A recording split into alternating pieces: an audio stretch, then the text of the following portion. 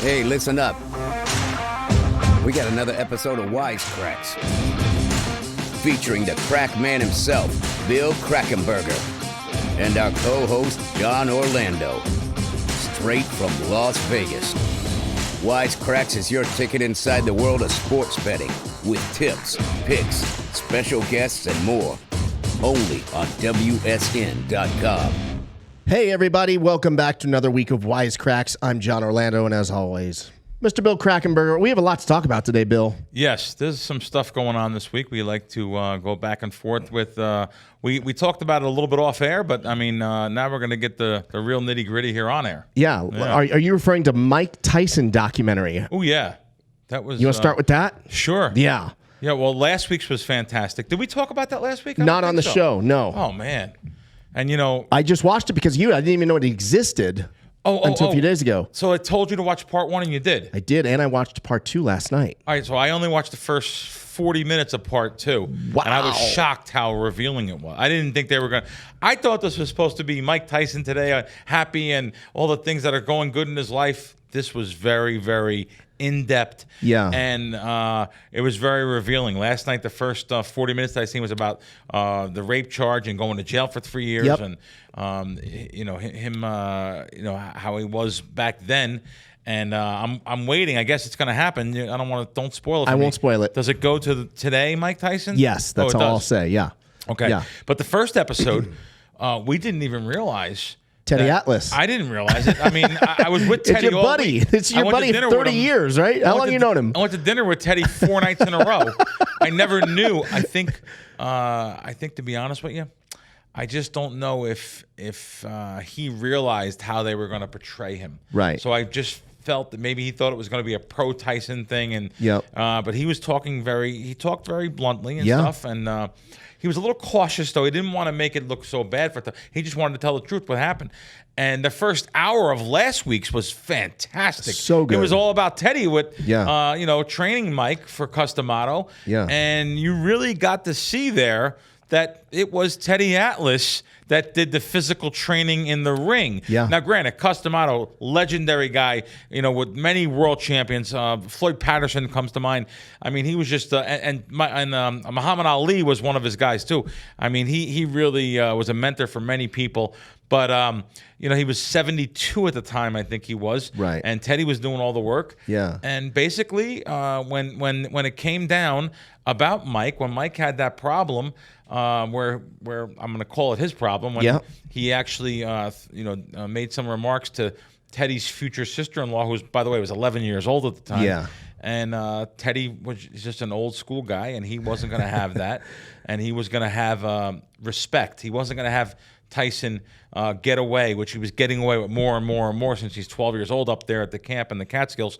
And Teddy just felt he had to take it a little more street. Yeah. And he did by taking a gun to his head. And he says he almost pulled the trigger. He almost did. Can you imagine? Yes, he almost did. How so many lives... He did pull the trigger, but up in the air. Yeah. Right. Yeah. But he was going to pull the trigger... Oh, yeah. If there was aimed at Mike. Yes. Yeah. Teddy's no... he's a knock-around street guy. You understand? Teddy was in jail. Yeah. If Teddy's book on tape is fantastic now. The book was fantastic too. I read the book. Yeah. But the book on tape, which is now called on Audible, I think it's called. Something like that. Yeah. That is fantastic. You should listen to that. It talks very candidly about many things that's happened with his upbringing, and let's face it, Teddy was in kind of a gang. He was jumping people, fighting people. Yeah. Which is so crazy to me because he's the nicest guy in the world. Yeah, he was in Rikers Island for a while. He was. Mike is a nice guy. Yeah. It's an interesting thing how it's just like we were saying before we started the show today. Like you don't really. We all knew Mike Tyson grew up tough in a tough circumstances, but it was really tough. I didn't know it was that bad. That showed me, episode 1 showed me when he was in Brownsville how bad it was for him. Yeah. He had his mom who was supposedly a hooker. She was bringing guys home on the weekends and having sex right in front of him. He's literally a grade school guy. Right. And no father, just tough upbringing. And he got bullied. He was bullied. Can you imagine that? He had his pigeons on the roof, and the one tough guy came up there, ripped the pigeon's head off. That's when he turned into a different person. Yeah. He turned into that rage came out of him. Yeah. So. It was nice to see the arc, though, of how he started. Troubled kid, found boxing, kind of got on the right path.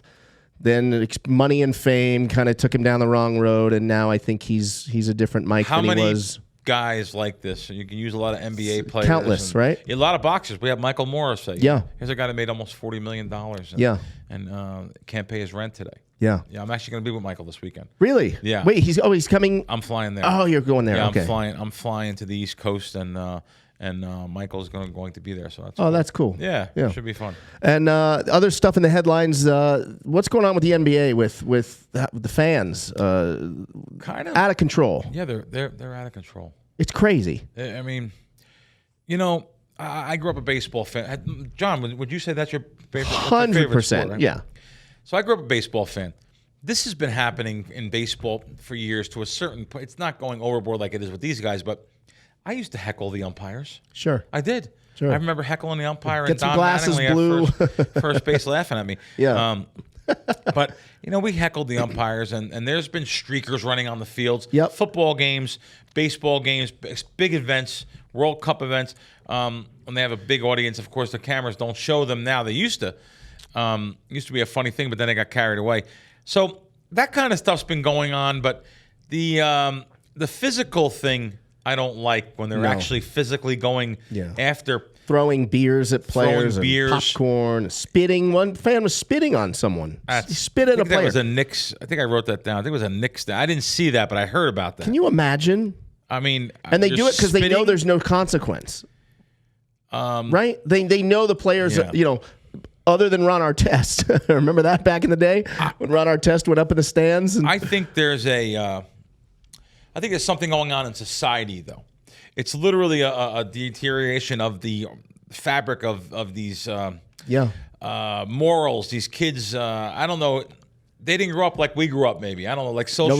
No respect. We grew up... I was outside playing. I literally went outside and played basketball and played in the snow. And my mother and father used to scream, "Get in the house, let's go! It's 9 o'clock." I said, "Mom, the sun's going. The sun's still up." Yeah.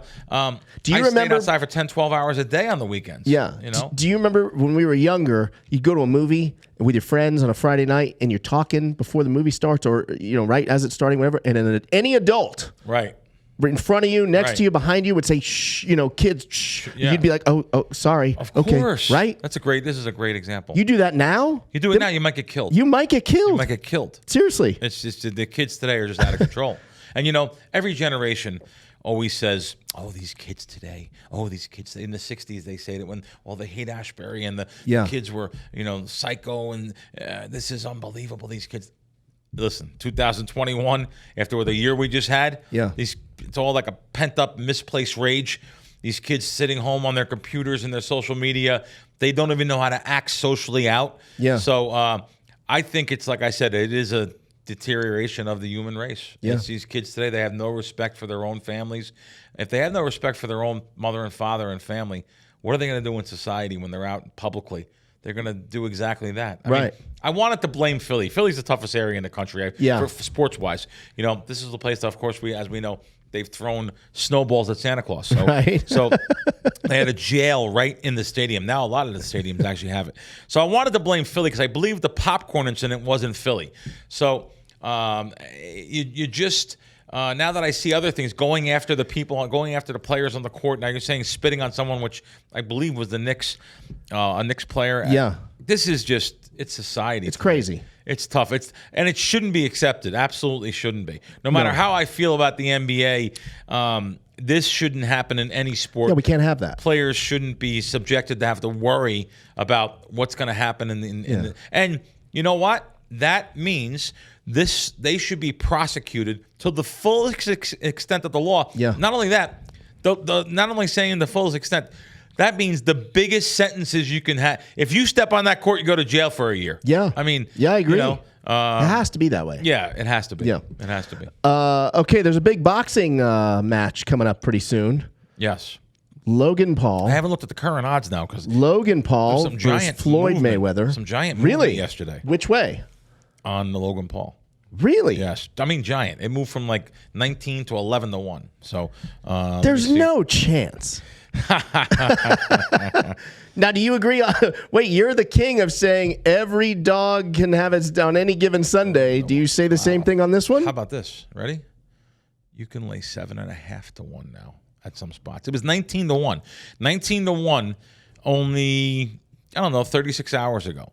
So it's went down to the offshore prices of about anywhere from 7.5. I'm seeing 9 to 1 at Bet365. I'm surprised to see this because that's the only brick and mortar site that I know of.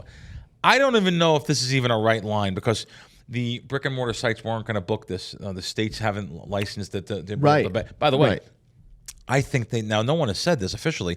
I think that's only because of what happened with the Mike Tyson-Roy Jones fight. Right. When who was it? It was DraftKings. DraftKings was a huge sponsor of the fight. Yep. Took millions and millions of dollars and had to give the money back because the judges, who were the commentators, said, it's a draw. Yeah, it's a draw. They put both their hands in the air. And the executives at DraftKings said, oh, my God, we got to give all that money back? Right. You know? So you made the comment a couple shows ago, or maybe last show, about betting the draw on this one. So I haven't seen the odds yet, but that would be the only bet I think there's to make. If you can get the same kind of odds on a draw. I think I like Floyd by KO.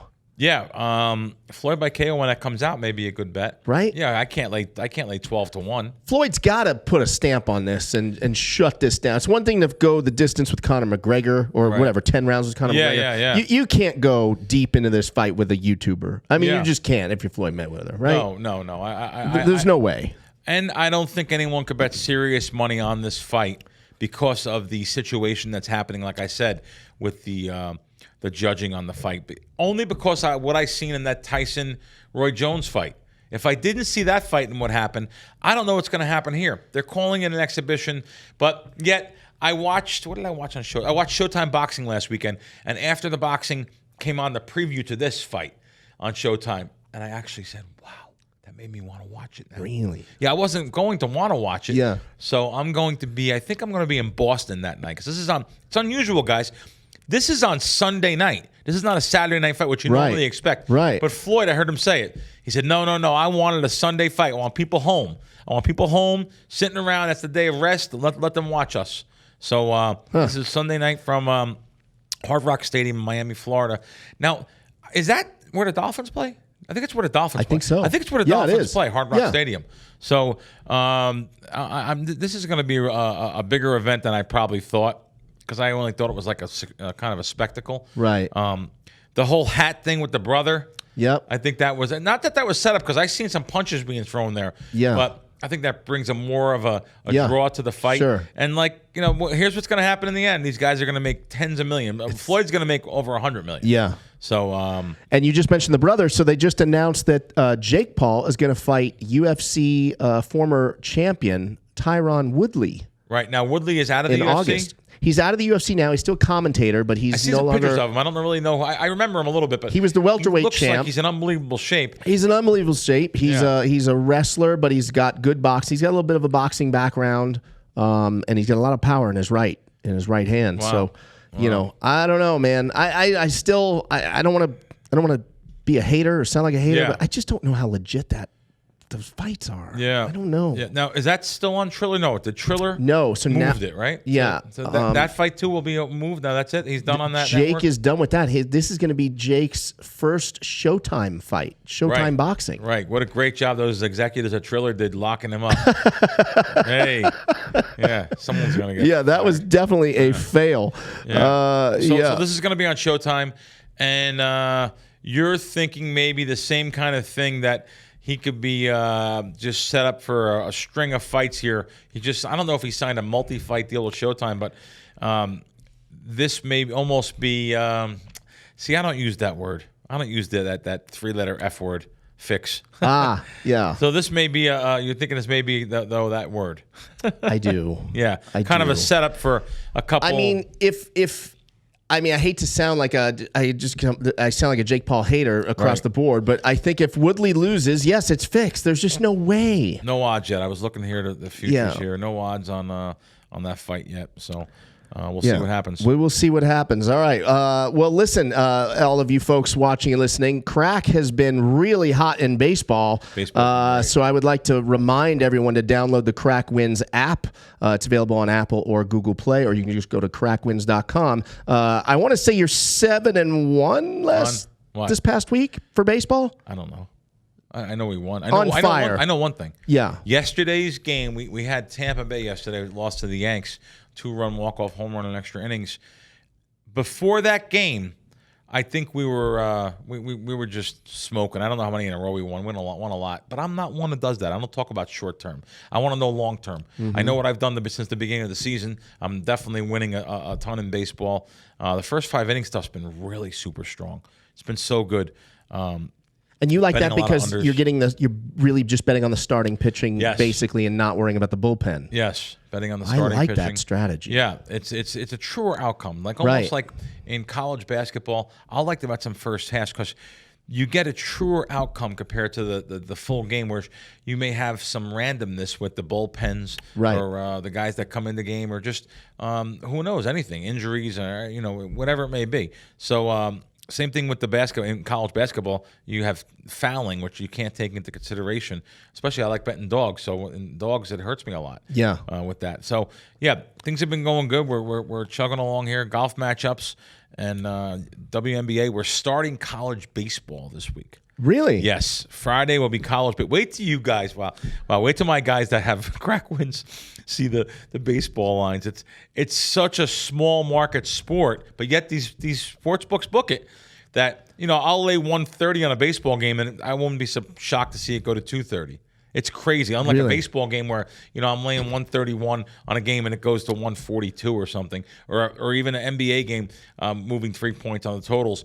These college baseball lines really move, and we get the money. Now, isn't college baseball as easy as just betting Clemson, Miami? It is. Texas A&M. The schedule's up. The schedule's up for this week, and I was looking at some of the teams.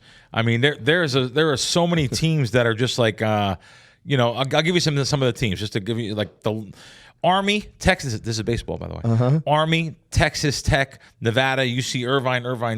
Of course, the California teams are pretty known for their college baseball. Yeah. But East Carolina, Norfolk State, Presbyterian. I mean, we go on to these little small schools. Campbell, Virginia Commonwealth, McNeese State. Sorry, Old Dominion, Central Connecticut. I mean, Liberty and Duke playing baseball. These teams, nobody knows, but Crack Wins knows. I like it. Yeah, we have some good info coming out. And fair enough. So after you download the Crack Wins app, head on over to WSN.com for all the latest sign-up bonuses and articles and whatnot. Is it still part of your morning ritual? Yeah, I was on it. I was actually on it today, and as usual. And on their homepage, I'm happy to report that we're on the homepage. You can see here, John. We are on the homepage. Hey, I like that. On the top of the homepage. Look at that. Episodes. I was talking about that to them, so we got that done. That's excellent. Anyone can go there and listen to all of our podcasts, actually. And I see they have a $600 Pick 7 contest, which we haven't talked about, a Major League Baseball contest. You can go there for that. But also the latest predictions, odds, and news. Fantastic stuff on all different subjects here, across all different gambling subjects, which I love. There's more articles there than anywhere I know.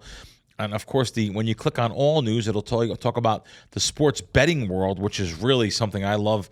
I learn more there about the different jurisdictions, and they go in-depth because someone's actually interviewing someone in that state. Of course, my fun part, the best part, is when you click on best sports books reviewed, you can go to each state and look at all the different odds. You can look at all the different websites that are in that state and get some of the best bonuses in the industry. So. That's awesome. Yeah. And they're always only first-time sign-up bonuses, right? Can you get a bonus again? Oh, boy, can you get extra bonuses. Really? Oh, man. I mean, hold on.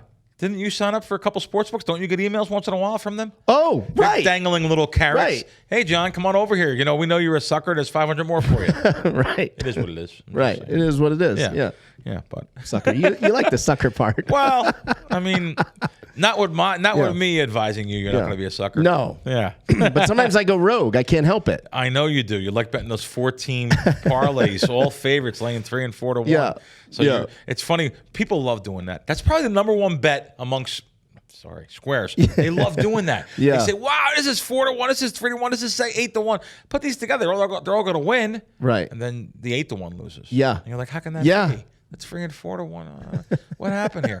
But I should have won. That's why I'm going back. Yeah. You know me.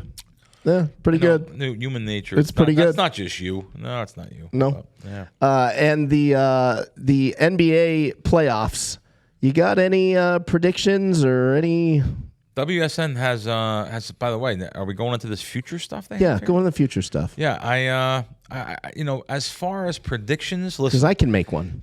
I hate giving out a future on predictions for conversation's sake, because I hate that I have to force to make a play live on our show here. So I'm going to have you do one, and I'll let you know my opinion on it. And of course, I'm always saying to shop the lines. That's the reason why, too. Listen, even though I say there's such a big hold on futures, 20, 30, 40, 50% on futures, I will bet a future bet. I'll bet something on a future, but the reason why I'll bet that, I'm not giving them the 30 and 40%. I have so many different sports books to look at, and I'm seeing different odds and line sets. I know I can bring that household down to single digits. Right. Okay. So, I don't know if you know this. Even though I'm from LA, I'm a Laker hater. Probably didn't know that. Yeah. I shouldn't say that. I'm an old school Laker fan. Okay. Magic, Kareem, that crew. Yeah. I wasn't a big Kobe fan. Rest in peace, Kobe. Nothing personal. I was a Shaq fan. Yeah. Sure. But I hate LeBron James. Yeah, you hate the way he plays. I hate everything about him. Yeah. Okay. I'm not a LeBron fan. Yeah. So. Yeah. So with that said, they're down 3-2. Right. As we record this, I feel I'm a big momentum guy. Yeah. If Phoenix pulls this off and they beat the Lakers, I think that momentum carries them all the way through. I'm going all in on Phoenix Suns. Okay, so it's not even you don't even, do you know the odds? No. Joining us on the show today is a former baseball GM. He's been in baseball over 20 years. He was the former GM of the New York Mets. I mean, it doesn't get any bigger than that. Yeah. Also the Orioles. And I know him through my buddy Chris Benson, whose glove is right over my shoulder here. Yeah. The Chris Benson glove. I speak of the great Jim Duquette joining us. What's up, guys? How are you? Hi, Jim. Good, man. Thanks for having me on, man. I love me some Chris Benson mentions. Right. Actually, as you know, John. Yeah, man. I miss talking to him. He was one of my favorite players all time. Actually, he's a good guy. And Jim, before we go any further, let me introduce formally Bill Krackenberger, who you may have seen on ESPN a bunch of times over the years or whatever. Big Sports Better. Nice to see you, Bill. Yeah, everything is good. Thanks for having me on. You guys are looking good. I was catching a little bit of your conversation on the NBA, which I watch in the wintertime, but now that baseball's going, I don't. It's cut into my NBA viewing. Sure, nice. Yeah, NBA. I'm Jon and I are both baseball guys. We grew up baseball. I grew up back east, and going to the. By the way, unbelievably, I lived in the Bronx, but yet everyone in my house was a Yankee fan. I was a Met fan. I grew up a Met fan my whole life. Yeah, that happens a fair amount in New York. There's like a whole house full of Yankee fans, and then there's one or two in the house that become Mets fans. They're like, I don't want to be a Yankee fan. I want to be different. I want to choose. By the way, being a Mets fan, you have to be a true fan, right? That's what normal fans go through. The Yankees always spend all this money, and they're always good, and everything. It's a true fandom to go with the ups and downs of being a Mets fan or any other baseball fan. Normal. Although, with all that money spent on the Yankees, they haven't been playing too well lately. They haven't been playing too well. They haven't won a World Series forever. At least in Yankees, in Yankee land. So I think that gets their fan base up in arms too. But the way they're playing right now, their offense has really struggled. They've had some health issues like everybody else, but But I'm surprised. I don't know about you guys. I'm really surprised at how much their offense has struggled so far. Like, it's the whole season. They're in the bottom, like 5 or 6 teams offensively. I never would have predicted that with that group. Yesterday's game might be a little bit of a turning point for them. You know, a walk-off home run in extra innings, 2-run home run against the red-hot Tampa Bay Rays.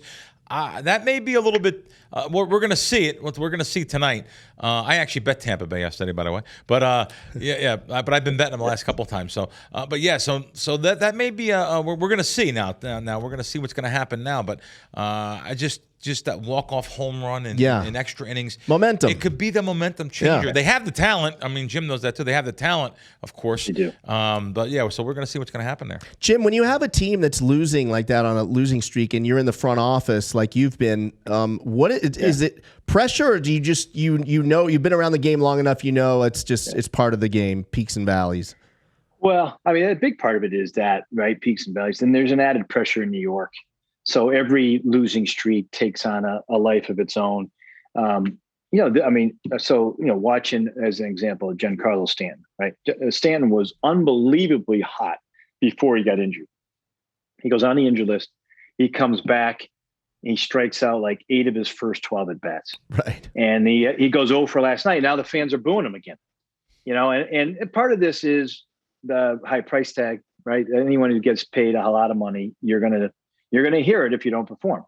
But it's like, wait a minute. This guy was carrying your team early. And now he's been back and he doesn't have his timing yet. Obviously, you can see that. And he has a bad series in Detroit. And he comes back and he continues a little bit against Tampa. And then they're on his case again. It's it's just a different level in New York. And the same thing happens with the Mets. Now, they waited a month before they started booing Lindor.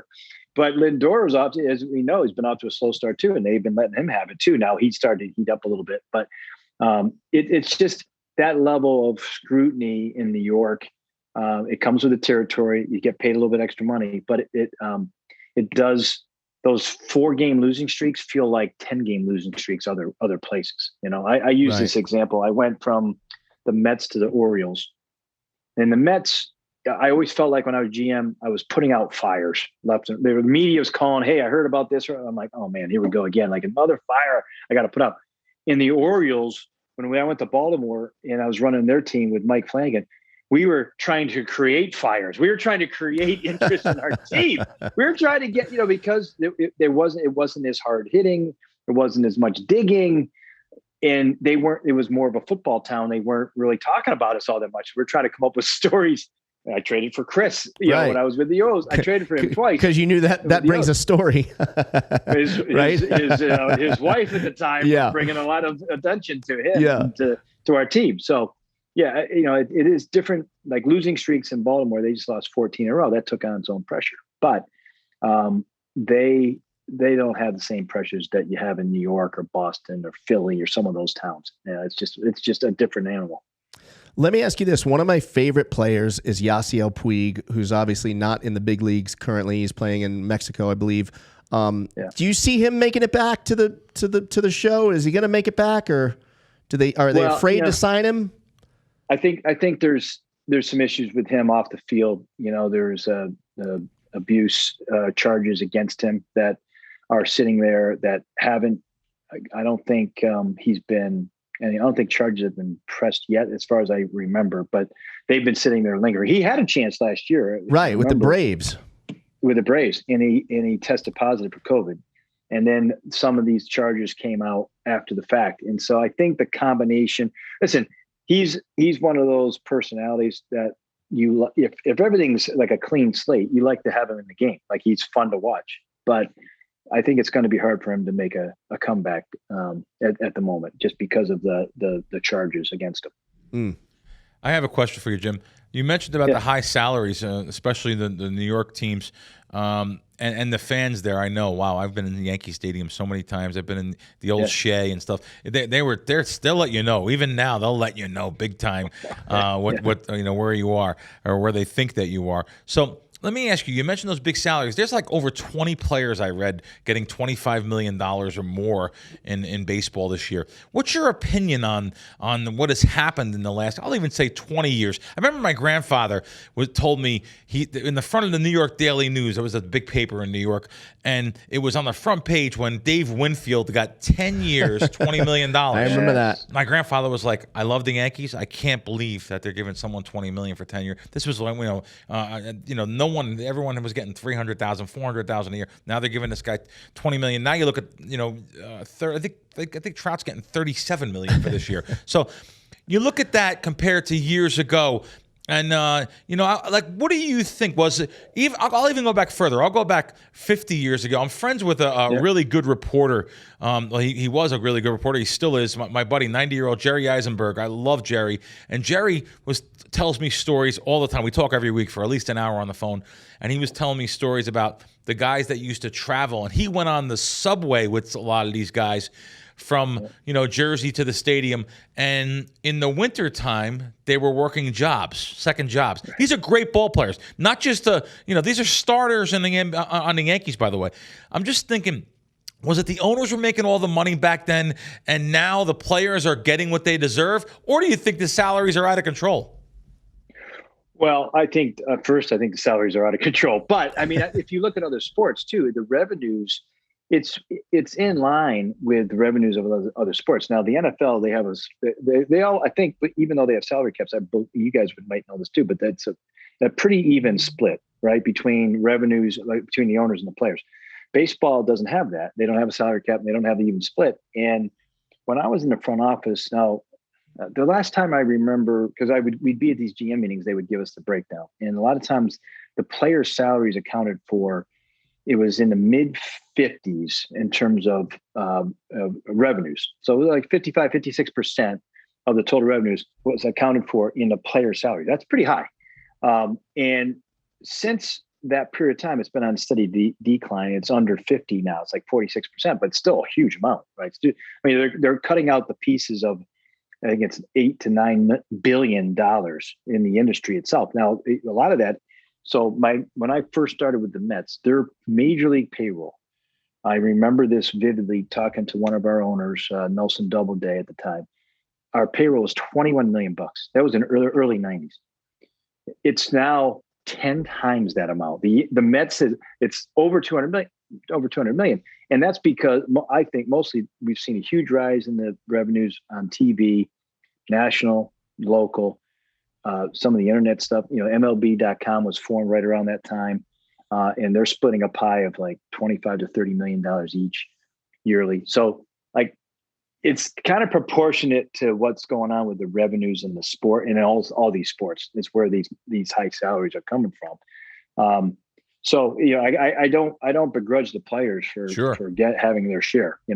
I wouldn't mind seeing a luxury. Listen, I'm coming from a front office perspective. I'd like to see a luxury tax or a cap on the baseball side, and just have the revenue split right in half. But they don't. The players don't seem to want that because of those Mike Trout's, those record-breaking deals that you don't see in other sports. Right. Cool. And then there's cases like veterans that go unsigned out of free agency, like our good friend of the show, Josh Reddick. Signs with the D-backs, a minor league deal, and now he's the hottest hitter in baseball, at least this week. How do the things like that happen? There's one area that the players union needs to address, and it's the veteran player that is into his early to mid 30s. A lot of times they're coming off of a contract, and they're out there in the free agent market, and teams are choosing to go with younger players rather than the Josh Reddicks of the world, the Yasiel Puigs. And I've always felt, if I ever got back into the front office, I think that teams are missing out. These type of players are not only they'll still have something left in the tank. They're for the value. I think there's more value because there's more certainty. Like Reddick isn't going to keep hitting like this, but what you're getting out of Josh Reddick. And, he's at this point just wants a job. Yeah. You don't have to pay him $12 million. Just give him a fair salary, and he has an opportunity to help your club win. And I think teams are missing out on those players because they're so caught up in the age curve that we see in baseball right now, which is, okay, you start to see a decline at age 32 or 33 years old. There's some players that defy that age curve, and I think Reddick's certainly been one of those. And they don't seem to value what he does off the field, right? In the locker room, in the clubhouse, all that stuff. I mean, that definitely counts, doesn't it? It should, and it does. It does for some teams, but it doesn't count enough in other teams. And we started to see this maybe 5 or 6 years ago, when at the trade deadline, you've got a guy. The Mets had Jay Bruce at the time, and they were sellers. And Jay was on a 30 home run pace, and the Mets could barely get anything for him at the deadline. He ended up hitting 30 home runs. I think they traded him to, at the time, I want to say Cincinnati. I'm forgetting now. But there should have been a lot of interest, and there was very little, because he was just turned 31, and he was more power hitter without a lot of, had some strikeout in his game. And, they're valuing things that are different. And it's not always good, from my perspective. I think they're missing out on ways to upgrade their club overall. And like you said, add the better clubhouse chemistry guys that are out there too. Right. Real cool. Now, Bill, a lot of your gig is analytics and numbers, right? Yep. That was my next question. Oh, go. Really? Look. Come on. I wasn't even cheating. I had no clue. I wrote it down. I said, let me ask him a question. Only because, I just watch I'm an old school baseball guy fan. Baseball and boxing is my two sports. That's what I watch. I'm sorry. Oh, nice. I grew up like that. I guess growing up the way I did around my father and grandfather. That's what they like. That's what I like. We're going to add UFC to that list, but it's okay. Keep going. Yeah. So I every year, like a little kid still, because I still feel that way about baseball. I think there was a line in the movie about tell me there's no romance in baseball. There is. There's a romancing feeling for me. I'll watch my movies. I'll watch, of course, like The Natural. I watched. I told you about that 2 weeks ago. And I'll watch Major League, and I'll watch the Kevin Costner movie, Bull Durham, Field of Dreams. Yep. Well, again, this is a sickness now. I've watched Moneyball twice in the last month. It's so good. So I watched it again. It is good. And I want to ask you about that. Now, I'm an analytics guy. It's part of my the reasons I win in sports betting. It's part of the reasons why these casinos and sports books are afraid of me and throw me out. One of the skill sets is the fundamentals of it. Really, the analytics of baseball really is something that goes into my stuff. But as time goes on and on, I always think maybe it's overblown a little bit because everyone's talking about it now. So is that still part of baseball like it was when the movie was talked about, the Billy Beane era? Or is, because it does I don't even know, I know football does, but does every single baseball team, do they have an analytics department still, or is that still the big thing? What's your answer to that, Jim? Yeah, well, it is, Bill. I'll tell you, it's a good question. They have actually expanded. They have. So when I was GM of the Mets, it was 03 season. It started in 03 season. We had one person in the analytics department, and I hired him, and then I was able to expand it to 2, and now they have dozens of analytics people, and they have interns, and it is the mounds of information that they generate on a daily basis. We have a saying, when you're going to deliver this information to the hitters, it's paralysis by analysis, right? So they get all this information, and I'll give you a slice of what they're getting now. It's tonight's starting pitcher. He has a mix of fastball, curveball, and changeup. He throws the fastball. He throws it 60% of the time, but on first pitch, he throws it 72% of the time. And he throws it half the time for strikes. And then the curveball, and they do this for each of these pitches. And wait a minute, but you're in the middle of the lineup. So they pitch differently to you. And so before you're even at the plate, you're going, what in God's name does this guy even throw? Like it's gotten that granular. And so the trick for some of these really good teams is, how do they relay it to the player so that they aren't going up there with all of this information at once? Is keep it simple, and and slice it up to because a lot of these hitters, they're not over, some of them have a high school education, some of them are college education, some of them want the information, some don't. And so you have to sort all of that out, and then how it's delivered to them. And so that's, I think, the trick of the front offices these days, Bill. It's like, what information can you give them? What's relevant, and what's the form that you deliver it to them so that they can succeed? And you're saying some of these teams have a dozen guys? Oh, easily, yeah, or more. It's incredible because they're cutting out the scouts. So the scouts they would send out. Okay. It's at the expense of the scouts. A lot of times they go, "Oh well, we don't need you to go sit and watch these games now. We can watch them on TV. We can analyze it through video and through statistical analysis." And so they're recalculating all of the money that's that they would spend on the scouts, and they've reallocated it to their analytics department. Oh, okay. Wow.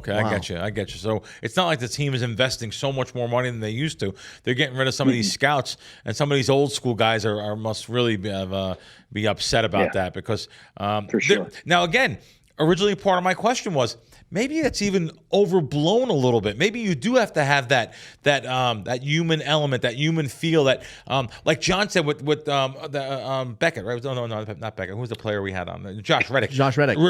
Reddick. He's a leader off the field. He's a leader in the club. That analytics can't tell me. Right. It can't tell me that this guy is a motivator for the team and stuff. So, or sometimes guys just step up for a big game. Right, the X factor, the whatever. Ozzie Smith hasn't hit a home run left-handed and for 4,000 at bats or whatever. We all remember that. I mean, I guess you can't.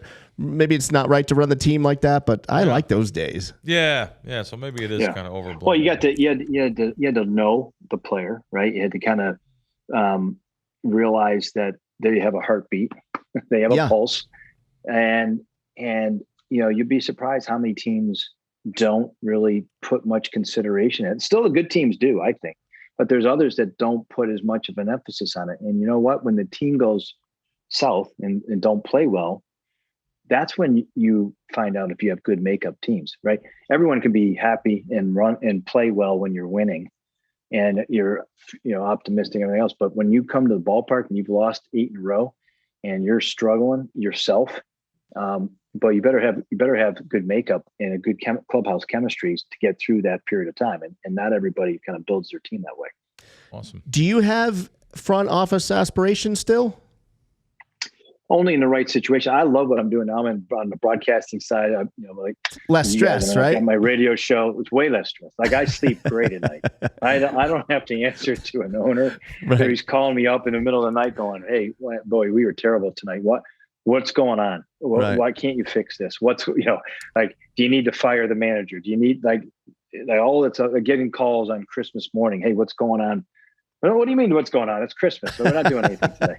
Right. That 24, but again, listen, you get paid the big money for that too. So that with the stress comes the salaries, but there's a sacrifice there too that I did for a while, and this suits me much more. I would get back in the right situation. I wouldn't want to give up what I've built on the broadcast side unless it was a unique situation. Right. And if it was, then as an example, if a buddy of mine got back in a GM chair, I'd be willing to go back. Or I got involved at the ownership level. Maybe I helped raise money for an ownership group, and they wanted me to be in the front office, okay, I would be interested in that.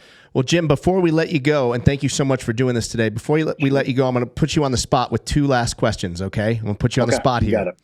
Does Pete Rose belong in the Hall of Fame? I think Pete Rose should be in the Hall of Fame.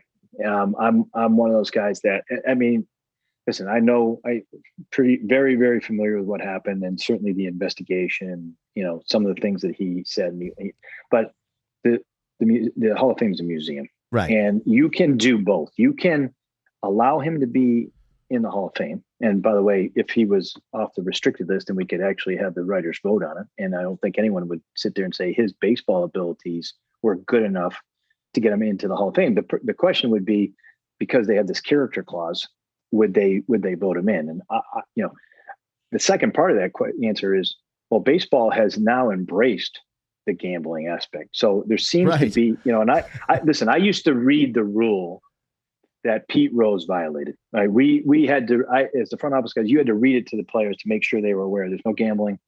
Certainly you can't gamble in baseball, and here's why. And I called it the Pete Rose rule. Yeah, but you can not have Pete Rose involved on a day-to-day basis, but still have him in the Hall of Fame. Like you can do both, and I think he's deserving of, because of his talent, to be in. You agree with that? I'm sure. I think Pete should definitely be in the Hall of Fame. Okay. Now you're talking about someone that's a knockaround kid from back home. Right. I've been in this gambling business for 45 years. I know some things about him that was bad on not paying bookmakers and stuff like that. So, I mean, I hate that about him, but he deserves, for his on-field accomplishments, he deserves to be in the Hall of Fame. Okay, last question for both of you. We'll go to you, Jim. Barry Bonds. Sure. Hall of Fame? I feel like it's the same answer. Like he didn't need to cheat. Right. I wish he didn't, because he was so good. He was the best player before any of that. It's the best hitter I've ever seen, in my era of the front office. And, I wish he didn't. But I think his ability, I feel like this is an area that we can, again, delineate by saying, listen, we know this period was the steroid era. Yeah. And who were the best players during that era, and admit them into the Hall of Fame. So, Jim, tell us where do we listen to you? You're on Sirius Satellite Radio. You want to give a little plug here for yourself? Yeah, that would be great. Yeah, Sirius XM channel 89 on Sirius, and my show is 10 a.m. to 1 p.m. Eastern time, Sunday through Friday. Cool. And then I still do pregame and postgame for the Mets on SNY. I do about 30 games this year. I'm doing 30 games, so you can see me on pre and post on SNY TV. Awesome. And your Twitter handle, because I went there earlier. I just followed you, by the way. Good. I just got that. There we go. I absolutely love the retweets, so you can make a difference. I'm a real charitable guy, so for the Lou Gehrig Day Lou Foundation, really nice of you, and I really like that stuff. So I followed you, and I'll try to help you there with that. I appreciate that. Yeah, Jim _Duquette on that, both Twitter and Instagram. So. Yep. Jim, Perfect. Thank you so much for doing this. And all right, guys, will you let us know when you're in Vegas, okay? I definitely will. All right. I definitely will. I got two guys I know now in Vegas. All right. Yeah. I love it. Yeah. All right. Come on out. All right. Thanks, man. Thanks again. Thank you. Bill, good to see you. Good to see you, too. You too. That's Jim Duquette right there. That was awesome. How about that? You like that? That was great. I like that. I'll be honest with you. That was you could just see he's a regular, kind he's of a good dude. Old school. My old, I know it's an overused word. Old school knockaround guy there. He was like a tough guy too. Yeah. I like him. Yeah. Before we wrap up here real quick, we were talking about NBA. I'm all in on Phoenix. Oh, I was looking up the odds. You were looking up the odds. Yeah. I was looking up some odds. Because I'm all in without knowing the line. By the way, so now this is on, just to let anyone know here, I'm on WSN, and you scroll down here, come on, Billy Boy, and there's a whole thing on futures. So there's articles on futures, and there's also some, let's see here. Sorry, guys. Here they are.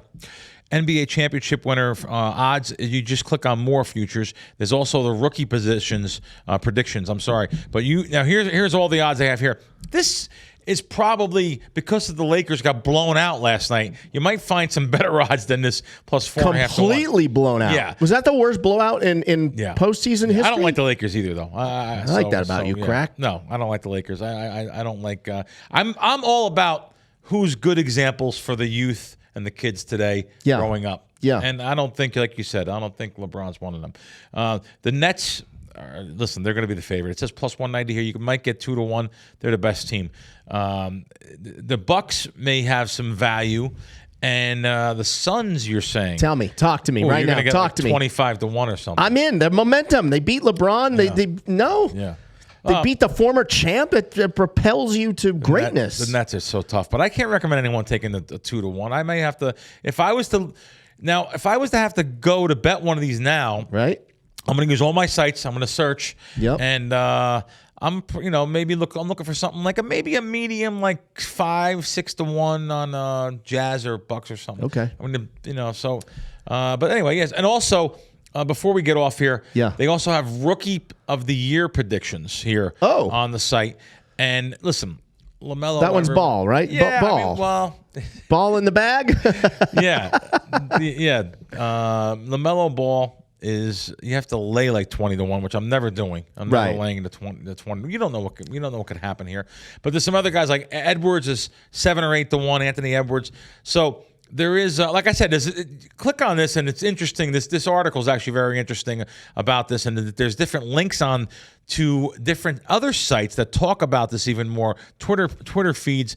I love that too about WSN. You actually can go there, and they're not all about themselves. They're going to show you what's real about articles, and they're going to show you about other websites and other social media platforms like Twitter, and show you what's on there. So I kind of like the articles like that, and it goes deep into. Has there ever been a unanimous Rookie of the Year? When will the NBA Rookie of the Year when will it be announced? Is the NBA Rookie of the Year determined by a fan vote? There's a lot of informative things here, or there's even much more in-depth things. This is more for like someone that's just brand new to it. But there's also great articles about these things like this. So it's just another thing why that I use WSN and I go there every week. All right. Yeah. Spoken from the champ himself. Yeah. You're the champ. You know that. You're the sports betting champ. You don't like when I say that stuff, but it's true. Yeah. You're the champ. I have to get. I have to start realizing that I am a guy that wins month in and month out. Year in and year out. Really, sports betting. I mean, even I say the Crack Wins app. Of course, we've won over 250 units since I started, but even personally, there's a lot of things I can't give out because if one casino here has, plus 160 and the general consensus everywhere that the guys can get 140, I'm betting the 160. I'm getting, positive value. At the end of the year, I'm making money with that. And the skill sets that it takes to be a professional gambler and actually win. I talked yesterday about, I know people that are so smart in this game and yet they still lose. Because of a flaw, a bankroll management flaw. They can't handle losing. Some of the best blackjack card counters in the world, they go off sometimes because discipline. They get mad that the aces are supposed to come out and the dealers are getting them 2 blackjacks in a row. When you know that those blackjacks are out there, you're getting 3 to 2. They're not. You have to. You have the option to hit 16 or not. They have a built-in. They have to hit 16. So they get so mad. Emotion takes over, and they actually have a negative EV when they should be a winning player. So there are different skill sets you have to overcome, and I'm pretty happy to say that I've gotten there. So you're right. I like Knock on wood. I like it. Yeah. Another show has come and gone. It's over. It's over, Bill. Great guest. Loved him. That was great. Good job. Next week, we have a great guest, too. I have no clue who it is. I don't know. That'll be someone. If not, though, listen, we're amazing. Wednesdays, the shows, and just for the guys out there that don't know this, which is nobody, you guys don't know this, me and John don't decide on if we're asking a guest to come on until Monday. Yeah. And we're like, hey, you want to come on the show this week? And I'm still going to say this. I'm sure the execs at WSN know this. I'm willing to put our show up against almost any show for the amount of guests and the quality of guests that we get every week. Agreed. I mean, from guys that like today's guest to the legendary sports book guys in the industry. We had Jimmy Vaccaro and Jay Cornegay and porno stars. I mean, it's unbelievable. Yeah. We're the little show that could. Yeah. We really are. And we're going to do it again next week. Absolutely. All right, guys. We'll see you next week. Oh, yeah. All Sorry, right. I left you hanging. I didn't mean to. All right.